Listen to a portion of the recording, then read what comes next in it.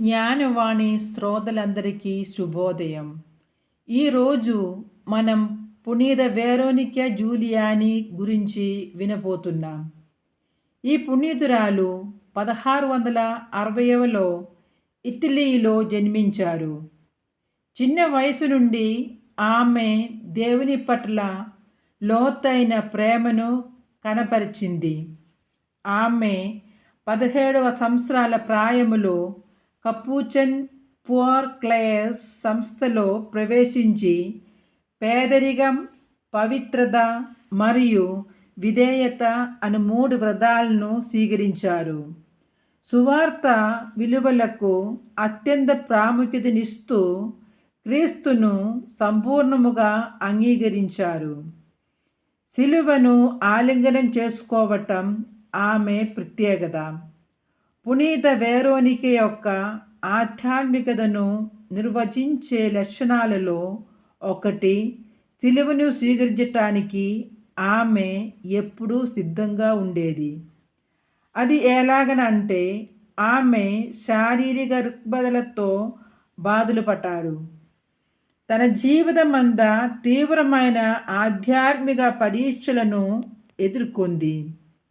ఎడారి జీవితానుభవం, ఇతరులను అర్థం చేసుకోలేని అనుభవాలు, జీవితంలో వచ్చే చేదు అనుభవాలు, వీటన్నిటినీ క్రీస్తు బాధలతో ఏకం చేసింది.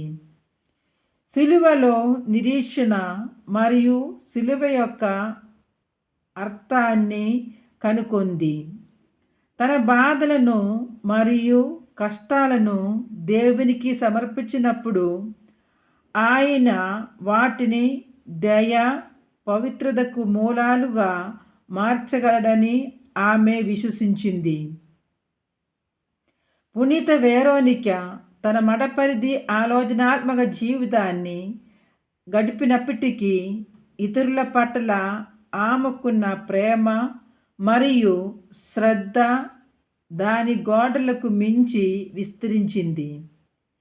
ఇతరులను దేవునికి దగ్గరగా తీసుకొని రావాలని ప్రగాఢమైన కోరిక, ఆత్మలను మోక్షానికి చేర్చాలనే నిస్వార్థ ప్రార్థన, ఇతరుల ఆధ్యాత్మిక అవసరాలకు పరిచర్య చేయటం ఆమెకు ఎంతో ఇష్టం.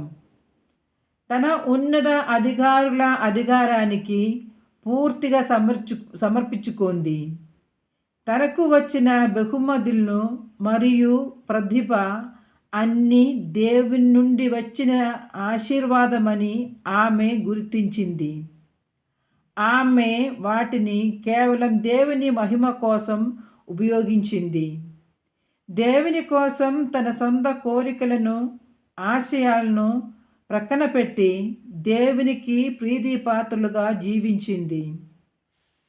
ప్రియ సహోదరి సహోదరులారా, పునీత వెరోనిక గారిలాగా దేవుని పట్ల అచంచలమైన విశ్వాసం, ప్రగాఢమైన వినయం, సిలువను ఆలింగనం చేసుకోవటానికి ఆమె చూపించిన సముఖత, ఈ పుణ్యాలన్నిటినీ దేవుడు మనకు దయచేయాలని ఈ పుణ్యుతురాలు ద్వారా వేడుకుంటాం.